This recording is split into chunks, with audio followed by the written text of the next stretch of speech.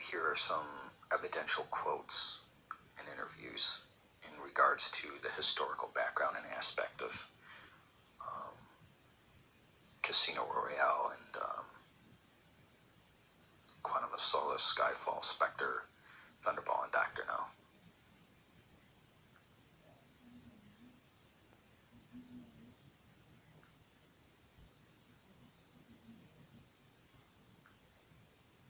Before I go over these, or those, I want to briefly discuss some of the Bond franchise history. Some of you are probably very familiar with the franchise history, so I'll be as brief as possible.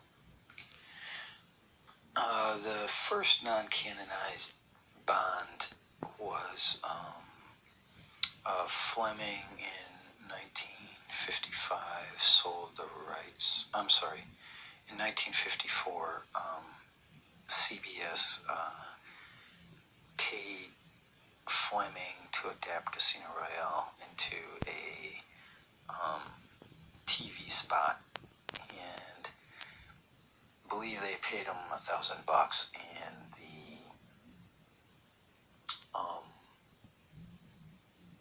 it was a short. It was a little less than an hour. I think it was about 56 minutes. It was a black and white. The name of the main character was Jimmy Bond, and he was American, and then Leiter was actually, it wasn't Felix Leiter, it was Clarence Leiter, and he was British, which was kind of a reverse of Bond and Leiter. And then the woman, her last name was Mathis, and Peter Lorre played Lashif. I own it. It's a pretty decent, I enjoy watching it once a year. Whereas Casino Royale spoof, anyways, I'll get to that later. But in 1954 they did that. Then Fleming in 1955 sold the rights to Casino Royale, the film rights, to a guy named Gregory Radoff. And Radoff tried to make some things happen with it, but he never was able to. And when he died, he left the rights to Casino Royale to a guy named Charles Feldman.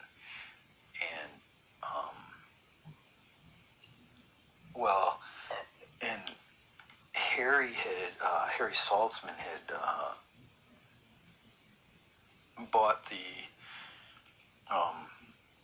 obtained the film rights to Fleming, and then Cubby came along, and together they, because it was, Cubby's dream and just desire to make these Bond movies into films, these Bond novels into films. And they formed Dan Jack, and then they formed Eon Productions. And they tried to, with Feldman, they tried to have come to some sort of negotiation where, they could make a film, the film of Casino Royale. It was that's what they wanted to do. That was their main, that was the number one film they went after. But Feldman, they couldn't, it just didn't work out. They were unable to make a negotiation with Feldman. And then years later, Feldman, he wound up producing the Casino Royale spoof in 1967. And it's the second uncanonized film. And I own it, and I've seen it once. And it is probably, I would say, it's definitely in the top 3, or it's in the top 5 worst movies I've ever seen in my life. It's just, it's a, it's basically Austin Powers, but not funny, if you haven't seen it. And what's really, I think, really hilarious, more than Austin Powers getting any of his, or Michael Myers getting any of his stuff from Bond. He actually draws a lot from that 1967 Casino Royale. There's just a lot of stuff he got from that movie that he used, and believe me, I mean, if you, everyone should see it at least once and see what I'm talking about, because it's just horrible. It is a horrible film. I mean, I read I quoted Michael and Barbara in some of these previous videos about they say it wasn't done as well. Casino Royale wasn't done as well the previous two times. Well, they're being really, really kind. I mean, in my opinion, it's just a horrible film. But moving on, Feldman died shortly after that film was produced, and the rights then transferred to Columbia Pictures. Columbia is the production company that produced Casino Royale spoof. And then in 1989, when Sony acquired Columbia, and so therefore the rights went to them. In 1999, following a legal dispute Sony had with MGM, they exchanged the Spider-Man rights for the rights to Casino Royale. So that's how Barbara Broccoli and Michael Wilson obtained the rights to Casino Royale, because of the Sony giving them to them in exchange for MGM's Spider-Man. And then this just led to producing Casino Royale in 2006.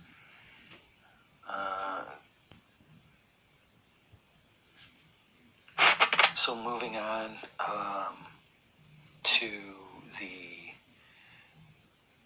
second, it's the second series of the historical issues or historical background. It has to do with Thunderball and Spectre and Blofeld, and so Ian Fleming, Jack Whittingham, and Kevin McClory in 1959, 1960 to develop the organization Spectre and the character Blofeld. Fleming wrote, and then in 1961, Fleming wrote the novel Thunderball, and it was based on Kevin McClory's and Jack Whittingham's script for Thunderball, and it was a different name. I don't remember the name exactly offhand, but it was something latitude or longitude 38 or whatever, something similar to that. So Harry and Cubby, since they couldn't get the rights to Casino Royale, their next thoughts were, you know what, let's do Thunderball. But they saw that there was lawsuits going on with McClory and Fleming, and so they had to pass that up and go after another, what do we do? And so they decided to go with Dr. No, and they implemented the organization Spectre into Dr. No. And in the novel, actually, Spectre and Blofeld are in that novel. So eventually that the whole Thunderball thing got worked out. I mean, I'm not going to go into detail, but basically Fleming and McClory settled out of court, and McClory got the screenplay rights.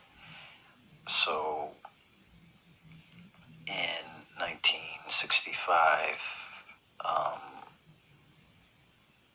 McClory, Saltzman, and Broccoli made a deal that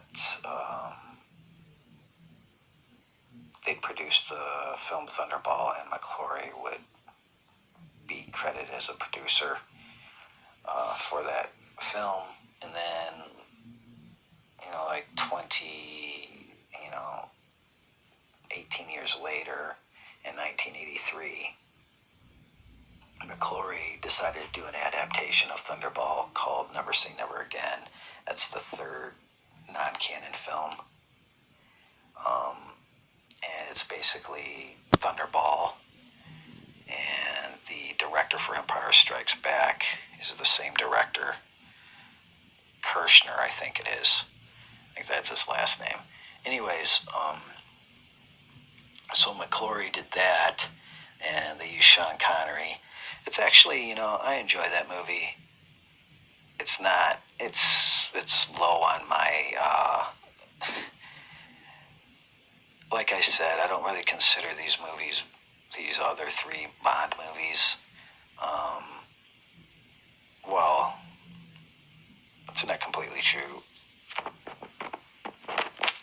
I do consider the first Casino Royale and Never Say Never Again Bond movies, but they're just different universes.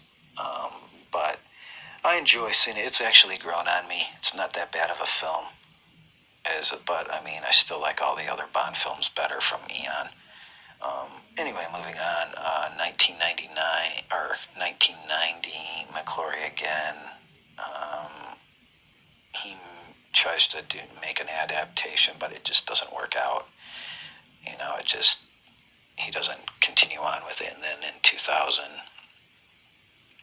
Sony sues MGM, and McClory is in with it that they want Dan Jack, which, for those of you who don't know what Dan Jack is, it's Dana Broccoli and Jacqueline Saltzman.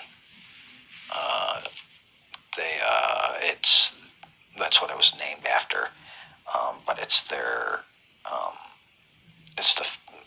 they hold the rights to the Bond films, and the Sony and McClory were suing them for payment for all the other Bond films of that have been made, and it was simply just thrown out. The courts were like, "Yeah, this is over," and that happened it happened in 2000, and then McClory dies in 2006, I believe, where they already obtained the rights to Casino Royale. That's why they made the movie.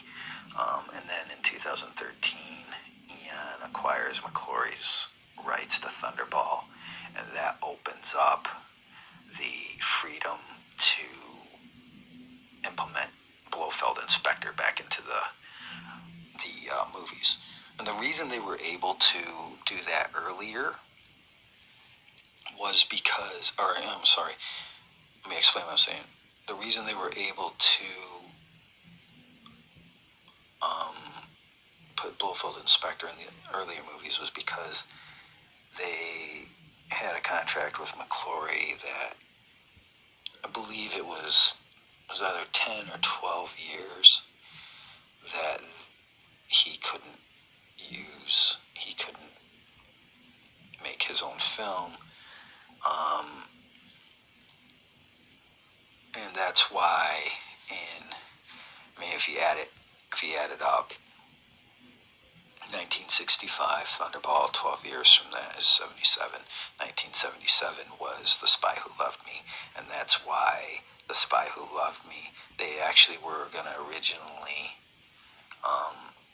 have Stromberg be a Spectre agent, but they couldn't do that because the contract ran out, and McClory, they just weren't able to have Blofeld or Spectre in their films any longer.